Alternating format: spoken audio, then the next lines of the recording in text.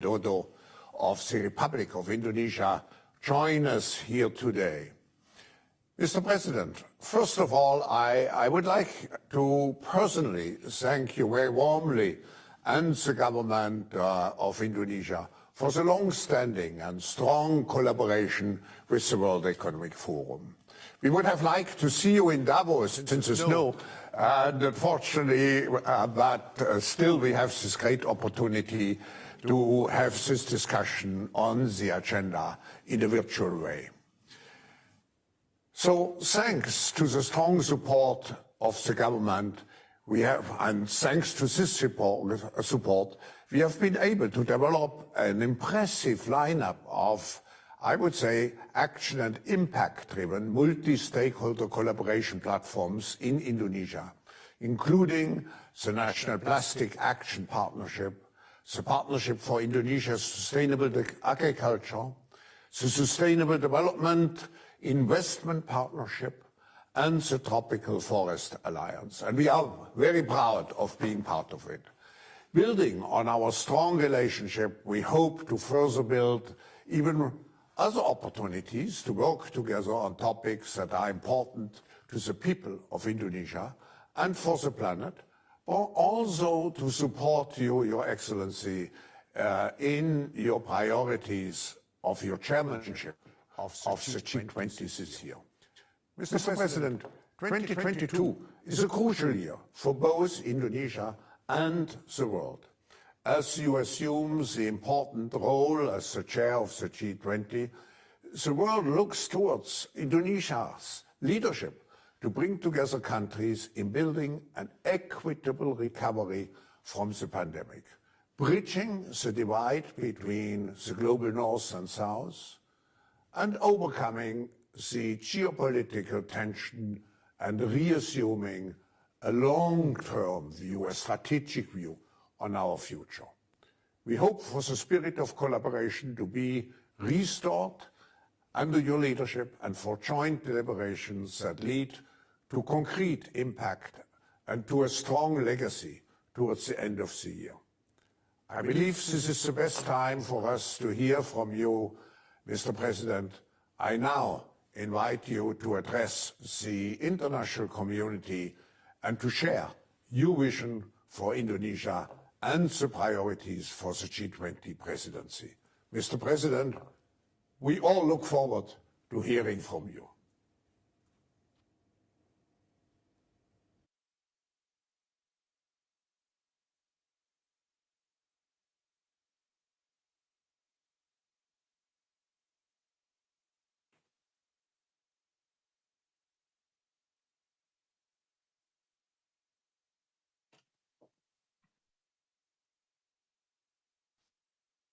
Bapak Bodebrand, Presiden Mr. Borgebrand, World Economic Forum, President of the World Economic Forum, para pemimpin ekonomi dunia global business leaders, yang saya hormati.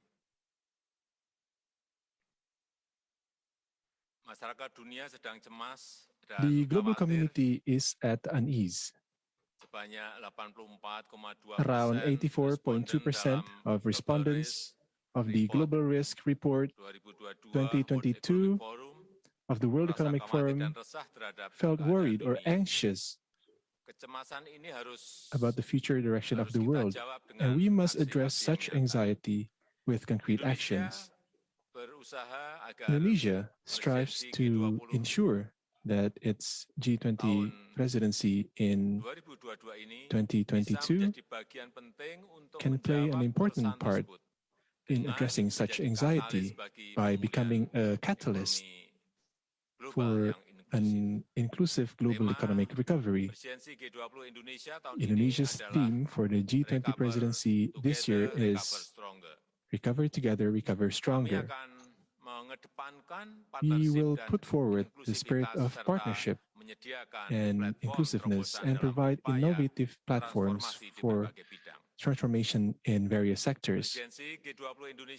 Indonesia's G20 presidency will focus on three main priorities in accordance with its national objectives and global situation, namely, first, reforming global health architecture to be more inclusive and responsive to crisis, increasing vaccine production along with its equal distribution, mobilizing investment and funding in a swift manner,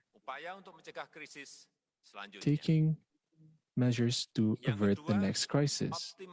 Second, optimizing digital technology to support economic transformation, which must bring positive impact to the society, particularly MSMEs, increasing digital literacy and capability of the people while also ensuring data security.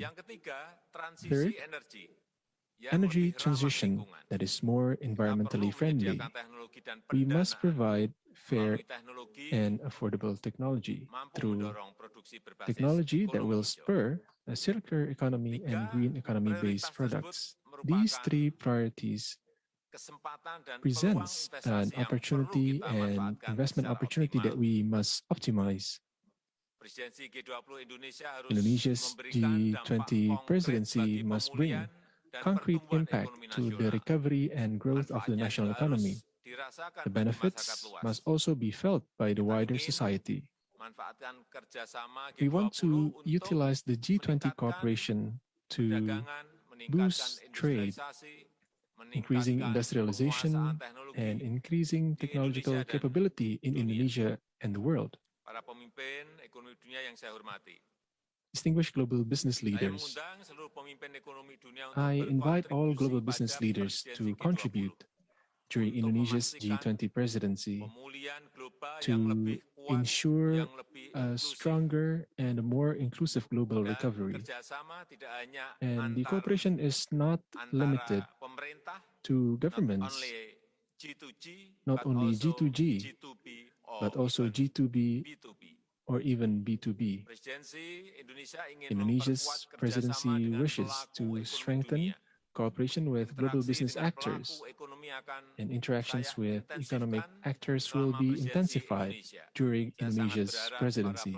I truly hope that businesses, all of you, can contribute your ideas on the concrete steps that can be proposed as part of the concrete outcomes of the G20 summit.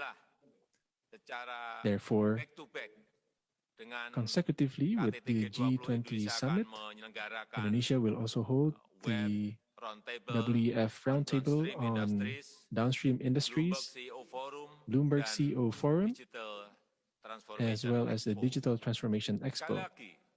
Once again, I invite the private sector to identify the concrete contributions that can be proposed in the three priority sectors: health, digital, and energy transition.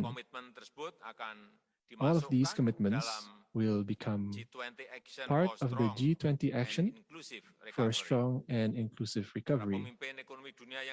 Distinguished global business leaders, at the domestic level, Indonesia is using the momentum of the pandemic as a momentum to reform, to lay new foundations for stronger and more sustainable growth. We continue to carry out structural economic transformation, improve investment and business climate. We have improved the investment ecosystem, ease business licensing, provide legal certainty, and provide special incentives for investments in priority sectors. The efforts to increase the quality of our human resources continue to be undertaken, among others through upskilling and reskilling programs, establishing polytechnics in cooperation with industries, as well as partnerships with foreign universities. Indonesia will also continue to accelerate infrastructure development that contributes to the improvement of investment and business climate. New centers of growth, particularly on green economy, will continue to be developed. Among others, the development of the ecosystem for electric vehicle industry and development of the largest green industrial park in North Kalimantan. Collaboration with private sectors will be intensified. Investment opportunities are wide open for 6 priority sectors, namely labor-intensive industries with export orientation, including on health industries. Second, renewable energy. Third, infrastructure. khususnya kendaraan Fourth, otomotif, particularly khususnya electric kendaraan listrik. vehicles. Yang kelima, Fifth, pariwisata. tourism. Dan yang keenam, pertambangan And yang sixth, the memiliki nilai tambah. value-added mining. Sejumlah prioritas pembangunan juga telah A number ditetapkan. of development priorities have also been set, including produksi pangan melalui increasing pengembangan food production estate, through development of food konsep estate, pembangunan rendah implementing karbon, a low carbon development concept, transformasi menuju ekonomi digital transforming melalui into digital perluasan economy pemerataan through the serta expansion, distribution, peningkatan as well kualitas as the infrastruktur improvement dan of digital layanan infrastructure digital. and service quality. Saya mengajak I para invite pemangku kepentingan dalam forum every ini untuk stakeholder in bermitra this dengan forum Indonesia, to partner with maju Indonesia bersama, to tumbuh bersama. advance and prosper together. Terima kasih, Prof. Thank you very much, Professor. Thank you very much, Mr. President, for laying out the 3 priorities for your G20 presidency, but also showing us how Indonesia will improve its own internal economic conditions and social conditions. And I heard particularly also your call to have business leaders engaged. I think what we require in order to achieve such ambitious objectives is great public-private cooperation. Now, let me ask you some questions, Mr. President. My first question relates again to the G20 presidency. You have outlined the 3 objectives, but at the end, global cooperation will be essential. We will achieve those objectives only if all the 20 countries, actually if the world, comes together on one table and starts collaborative efforts around those 3 objectives. Now, what is your plan to overcome the divide which you see today between countries and to restore this absolutely necessary joint collaboration?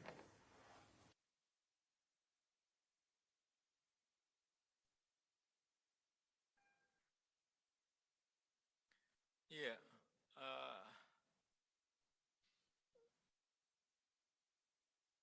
kita harus mengevaluasi We must kondisi first saat ini.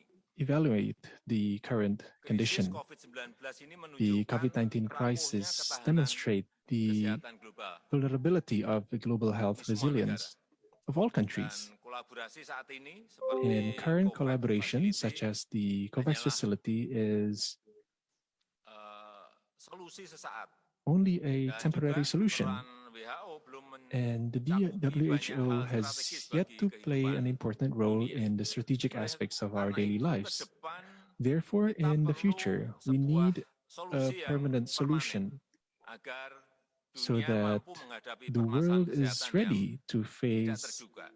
unexpected health Dan problems. presidensi Indonesia akan And memperjuangkan Indonesia's presidency will penguatan strive arsitektur for the sistem strengthening of ketahanan the kesehatan dunia global health resilience architecture, yang dijalankan oleh sebuah badan which dunia will be carried out semacam by an agency such IMF as kalau di the sektor IMF keuangan in the yang financial bertugas sector, untuk which will be tasked menggalang sumber daya to kesehatan mobilize dunia global antara health lain untuk resources, pembiayaan among others, darurat for kesehatan dunia, providing pembelian contingency vaksin, fund for pembelian global health obat-obatan, emergencies, procurement of pembelian vaccines, alat kesehatan. therapeutics, and medical equipment. Kemudian juga And merumuskan then we must also standar formulate protokol kesehatan the global yang antara global lain health mengatur protocols, which will perjalanan regulate lintas batas negara international agar travels, standar so protokol that kesehatan we di will have the semua same negara standard bisa sama. in every country. Memberdayakan negara berkembang dalam hal We will kapasitas empower developing countries manufaktur to lokal, build capacities antara lain in local pengelolaan manufacturing of hak paten, akses terhadap vaccines, teknologi, among others, investasi in produksi management of alat patent kesehatan rights, dan access to obat-obatan, technology,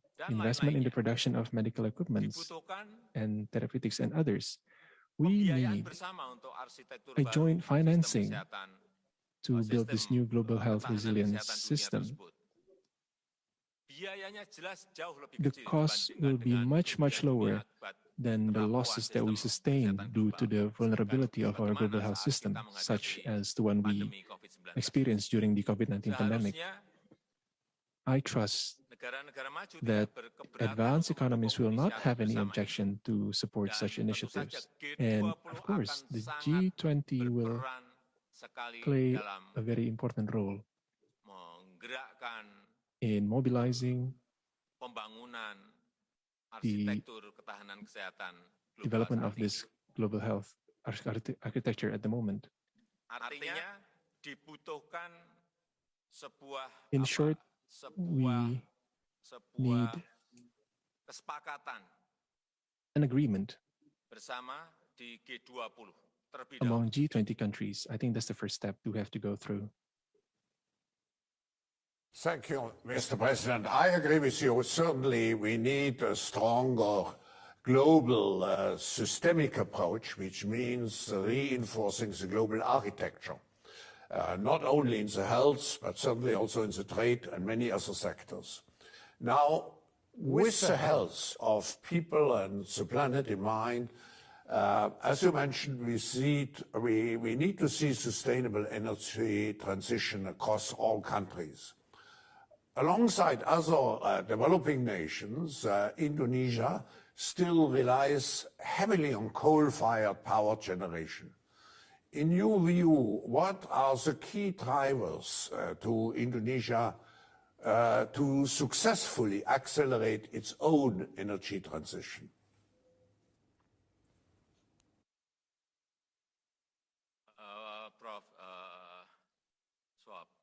Professor Schwab, Indonesia's commitment was reaffirmed during the COP26 in Glasgow that Indonesia is committed to progressively transition to clean energy. However, energy transition requires substantial funding as well as access to green technologies. For developing countries such as Indonesia, it must be backed by technology and financing so that it will not add excess burden to peoples and national budgets as well as industries. Indonesia, for instance, requires $50 billion to transform into renewable energy and a further $37 billion for the sectors of forestry, land use, as well as marine carbon. Indonesia and other developing countries request the contribution of developed countries for funding and transfer of technology. The sources of funding and technology transfer will be a game changer in the development of innovative financing schemes must be done. And these are the questions raised by many developing and many poor countries. They will be asking about this. And the concrete outcomes can only be achieved through strong cooperation. Governments evidently cannot work alone. Government need cooperation, both domestically and globally. On domestic cooperation, the government works together with the energy state-owned enterprises as well as private sectors to design a fair and accessible energy transition. At the international level, the government has worked together with the Asian Development Bank to start the energy transition mechanism.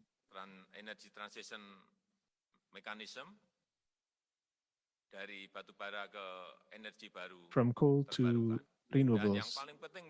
And most importantly, how the two things, once again, technology and financing will be key. Mr. President, I would like to commend you on the firm will to go through this energy transformation, transition, which is so important. But Indonesia also has a treasure. Indonesia is the home of one of the world's largest tropical rainforests and also has the largest mangrove forest coverage in the world. And we know that when we want to fight climate change, we have to rely, of course, on decarbonization, but we also have to rely on nature-based solutions and progress made over the years to prevent and restore your natural and the natural assets have led Indonesia's positioning, I would say, as a climate superpower. What future role do you foresee for Indonesia in contributing to the global movements towards a more green future, using its particular assets also as a base for learning and policy setting?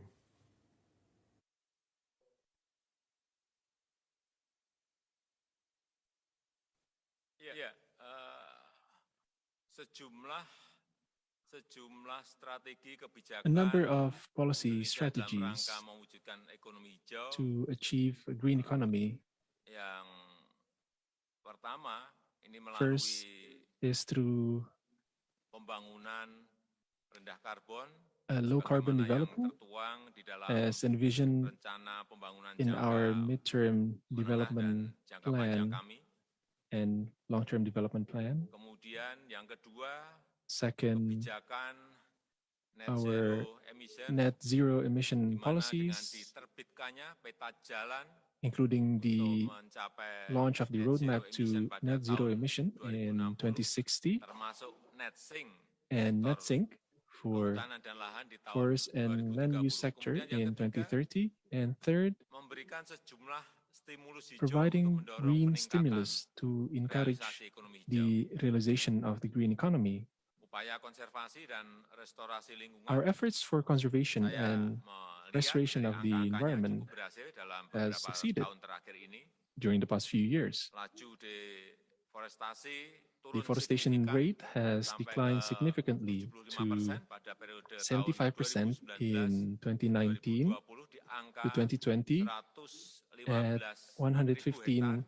115,000 hectares. Kemudian kebakaran hutan juga And forest turun fires have drastis. also fallen drastically. Hotspot, The number of misalnya di hotspots, tahun for 2014 instance, in ada 2014 89.000, amounted to kemudian di tahun 89,000, 2021 and in hanya 2021 1.300. we only have 1,300. Luas lahan And the coverage of the forest fires area have now fallen. In 2014, it was 1.7 million hectares, 2021 and in 2021, 229.000 only hektar. 229,000 Kemudian hectares. restorasi lahan gambut juga berjalan dengan And then the baik restoration dari of peatlands 2016 are sampai progressing well 2021, from 2016 to 2021, 3,7 juta around hektar 3.74 million hectares telah kita lakukan. Rehabilitasi have been mangrove restored. dilakukan juga secara Mangrove besar-besaran. rehabilitation is Di tahun also ini misalnya conducted on a large scale. For 2020-2021 instance, on 2021 to 2020 to 2021, around 50,000 hutan mangrove dan target hectares kita have been sampai ke tahun rehabilitated, and our 2024 target to 600.000 hektar. 2024, Saya kira we ini terluas hope to reach 600,000 dunia hectares, dengan and daya I believe serap this is the karbon largest 4 kali in the lipat world dibanding with hutan a carbon tropis. sink equal to 4 tropical forests. Bahkan dengan And below ground if mangrove paired with dapat below mencapai ground 10 mangrove, sampai it can 12 kali reach lipat. to 10 to Kemudian 12 times higher. skema pembiayaan konservasi dan restorasi And telah the disiapkan, financing yaitu schemes for conservation and pendirian restoration have Badan been prepared, Pengelola Dana namely Lingkungan Hidup the establishment of the Indonesian Environmental yang Fund, ini mengelola dana lingkungan hidup yang bersumber which dari manages environment dalam funds dan from dari domestic luar negeri and dengan prinsip foreign sources, berkelanjutan, usually yang managed based on the kredibel dan principles of akuntabel. sustainability that is also Kemudian juga credible and accountable, penerbitan green sukuk, as well as issuing green skema pembiayaan bonds, inovatif untuk membiayai agenda an pembangunan innovative yang financing ramah scheme lingkungan, to finance dan environmentally juga friendly development agenda, penerbitan issuing government bonds government kategori bonds under the category of environmental, social, governance and untuk governance memperluas basis to investasi expand yang the investment base environmental that and is socially environmentally responsible. and socially responsible. Pengembangan mekanisme The development of nilai ekonomi mechanism karbon of carbon pricing, sebagai insentif bagi pihak which will provide swasta as an dalam incentive for the mencapai private sector to penurunan achieve emisi. emission Kita lakukan reduction. We've penerapan also done that. budget The implementation of tagging budget untuk tagging for anggaran iklim pada climate in APBN dan the national menerapkan pajak budget, karbon dalam as well as menangani implementing perubahan carbon iklim. tax to mitigate climate change. Indonesia berpotensi Indonesia has the menjadi potential to be global a market global leader market leader dalam skema in the perdagangan global karbon dunia. Bahkan carbon trading scheme.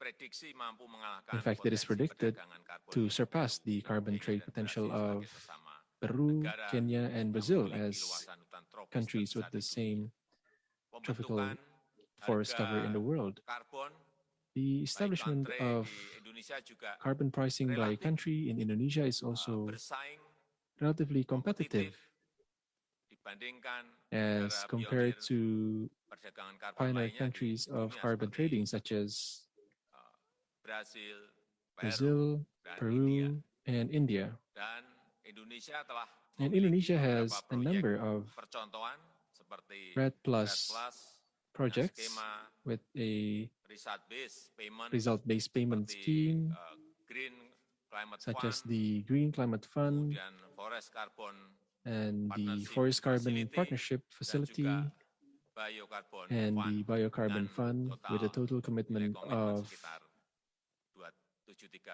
273.8 million million US dollar. US dollars. Saya rasa itu, Prof. Schwab. I think that is all from me, Professor Schwab. Mr. President, thank you so much for sharing your comprehensive vision and insights. Together with all our partners and viewers around the world, we send you the best wishes to you and to your government, to the Indonesian people for this very important year. We will now continue this discussion in a smaller business circle, so please be ready to move to the next phase of the discussion. But again, Mr. President, thank you and all the best. Prof. Schwab, terima kasih. Thank you, Professor Schwab.